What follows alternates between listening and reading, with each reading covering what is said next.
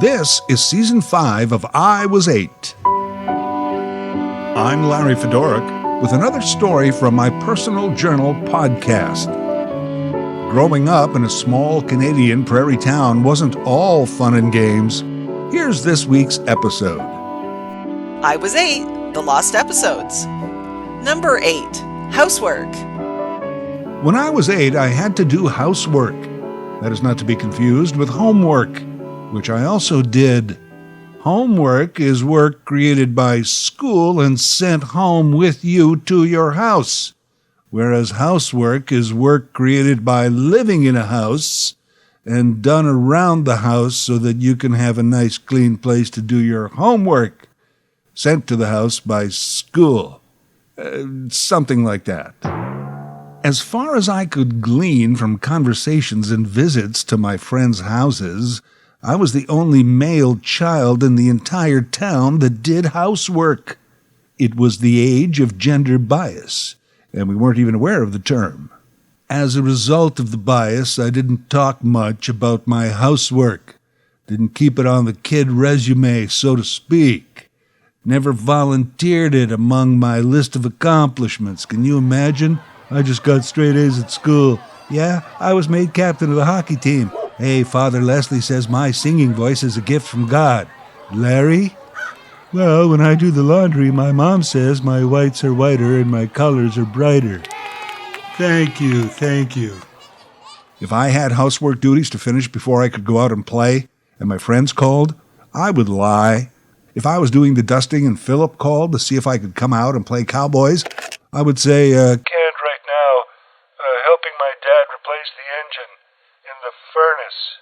Screwing in the flange gaskets right now. If it was laundry day, I would say, yeah, just putting a rocket booster on the Pontiac. Should be about another half an hour. Gender bias.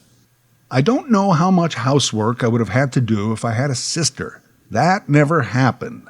Heck, I was 12 before I got a brother. By the time he was old enough to assume some of the housework duties, I was already too old and too cool to be doing such things. But at 8, only child, I was expected to pull my weight around there. You want to live here, mister? You have to contribute. Hey, yeah, sure. Can you call me mister all the time? No. Okay. Yeah, so I didn't actually do laundry, but I was expected to help on laundry day and also at the same time learn how to do laundry all by myself should the need ever arise. I could not foresee a situation where that might happen. Well, I guess if giant lizards attack and get mom and dad and I suddenly need a clean t-shirt, yeah, I suppose I better learn the ins and outs of laundry. I was also expected to know my way around the stove, which I did, be able to solely operate the vacuum cleaning device, as well as know which household surfaces took pledge and which simply required a damp cloth. Please do not dampen the pledge cloth. That cloth is for pledge only. Noted. I also learned dishwashing. Among my other duties around the Fedoruk Manor were some yard work, lawn, hedges, shoveling snow when needed. Occasionally, I applied some of my cleaning skills to the garage area as required. I took out the garbage, plus really enjoyed washing the family car. Well, at least spraying it with a hose on a hot summer day. Obviously, my entire childhood was nothing but work. The place would have fallen apart without me. You're also thinking, ideal child. What a godsend to have Larry around the house. Well, laundry helper was like a half an hour every couple of weeks. That included learning how to fold t-shirts and sort socks. Dusting was every Saturday for about half an hour, 15 minutes if I did it half-assed, which was most of the time. I didn't have to wash dishes every day. Yard work was seasonal, so, I still had lots of time for play and TV. If I had any complaints about my duties around the house, my parents often cited the farm kids. The farm kids were what we called the farm kids. Kids from school who lived on a farm and came to school by bus.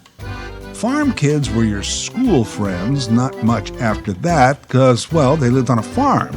They weren't around town after school or on weekends. So you don't want to sweep the kitchen floor, eh, Larry? You know, on the farm, those farm kids, they get up in the morning at 5 o'clock. And they do their chores for 3 hours before getting on the bus to go to school. And then after school, they go home and do more chores and their homework. And they help around the house. And when they, okay, Mom and Dad, I get it. You know what? You're a chore. I'll bet they never had to replace an engine in a furnace. Oh yeah, I never did that either. I just said it so much, I began to believe it myself. You think you had it tough, oh, those farm kids. They slopped the hogs, milked the cows, and plowed the North 40 all before school. So, Larry, if you don't mind taking 2 minutes to run some pledge over the coffee table. Oh yeah, there was no winning the farm kids argument. They were superheroes. Among my favorite jobs was taking up the garbage. No, seriously. I guess we were early composters because most of the organic waste got buried in the garden to help the soil. Mom and Dad took care of that. Any paper waste never went into the garbage. It went into a waste basket. And my job, whenever they got full, was to gather up all the waste baskets, along with old newspapers, magazines, and the like, and take them to the backyard to the burning barrel. Burning barrels were illegal in our town, but it was never enforced, and everybody had one. The burning barrel is probably why I never got in trouble for matches around the house or started any indoor fires, because at least once a week I was allowed to get the big wooden matches and go start a fire in the burning barrel. I was allowed, under these controlled circumstances, to play with fire. Yay! Fire was my toy. I loved it. Stood there for hours watching stuff burn, poking it with a stick. Well, not my good stick, but, my fire-poking stick. Once I got some decent flames going, my favorite was newspapers and magazines. Usually I'd burn them one page at a time. Took longer, but more fun, especially if I didn't like the picture. Then I took great joy in watching it turn black and crinkle into nothingness. That sounds healthy, right? Often, before burning, I'd take the time to catch up on my reading. I see bologna was on sale. Oh, Elizabeth Taylor, on her way to the Riviera. Well, all very interesting, but into the fire you go. I say one page at a time, but also fun was throwing the entire thick magazine into the burning barrel. Then you could watch the fire almost turning the pages by itself and burning them one at a time. Ah, yes, the allure of the dancing flame. I remember thinking, hell wouldn't be so bad if they had magazines. Least favorite housework job was dusting. As I said, I often did it half-assed, but just as often I got in trouble for that and had to go do it again.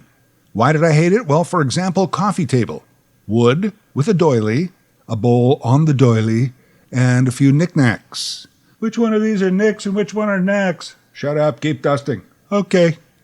Dusting properly meant dusting all the knickknacks and bowl individually, going outside to shake the dust from the doily, then pledge the coffee table. Once again, don't use pledge on the knickknacks, and then put everything back. This is like 6 jobs for one table. The piano was 10 times worse, and the absolute nightmare dusting job, my mom's dresser/dressing table. Well, that thing was just loaded with crap. Dust each item.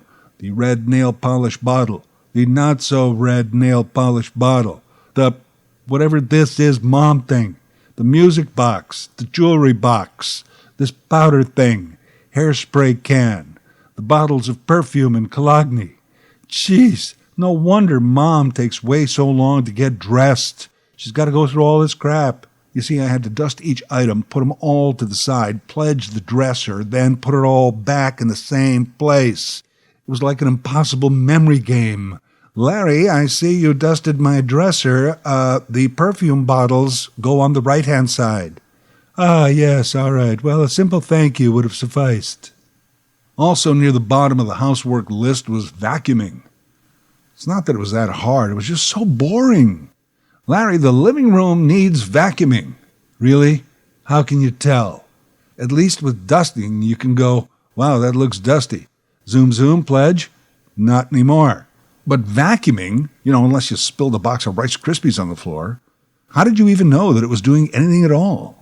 Well, occasionally you heard the clinking sound in the metal part of the hose. Oh, yeah, there's that marble that I dropped the other day and couldn't find.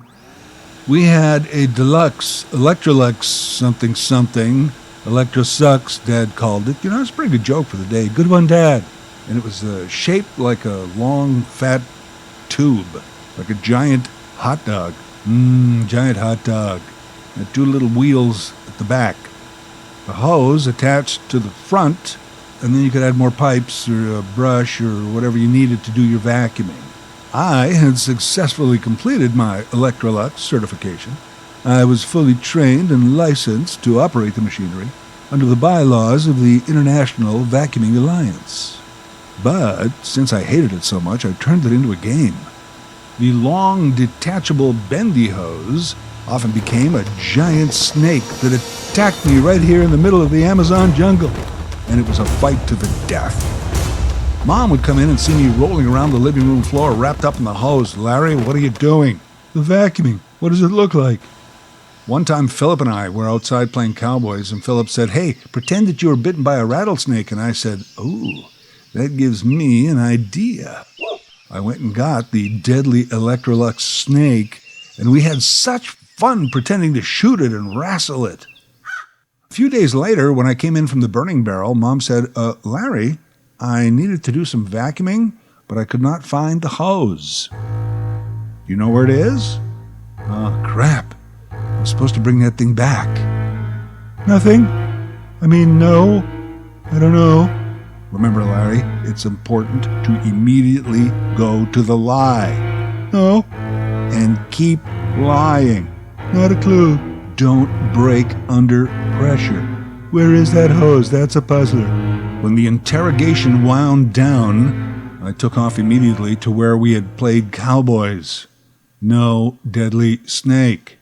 Kicked around the bushes and some tall grass. Nothing. I called Philip. Did you take the vacuum rattlesnake home? No. Maybe he was lying. Hard to tell. Well, at least I didn't have to vacuum for about a month.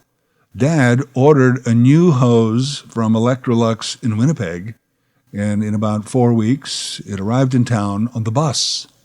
This is coming out of your allowance, Larry. I guess they didn't believe me when I said I had nothing to do with it.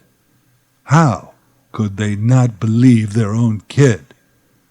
I was lying, but still. My allowance was cut in half for about 3 weeks, and then I guess they forgot or something because I started to get the full amount again. Those were my housework highlights. As I got older and went out on my own, I was instantly grateful for those housework days because I knew how to do my own laundry, keep a tidy domicile, cook my own food. I was also amazed at how many guys my age could not do any of those things, didn't feel they had to know, still needed some version of mom to take care of them. Another generation lost to gender bias. No wonder real change takes so long. Thanks for listening to I Was 8, a weekly podcast voiced, written, and produced by Larry Fedoruk. This podcast is available on most major platforms, or check out the I Was 8 YouTube channel. Larry Fedoruk, that's Fedoruk, can be reached at larryfedoruk37@gmail.com.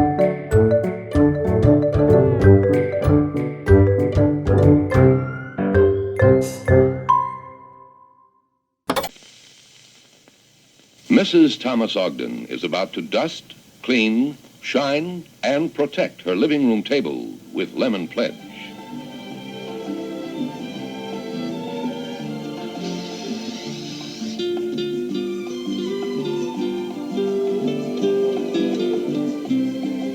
Mrs. Thomas Ogden just dusted, cleaned, shined, and protected her living room table with Lemon Pledge. Pledge gives you waxed beauty instantly every time you dust, because Pledge does 4 jobs while you do only 1. Pledge, lemon or regular.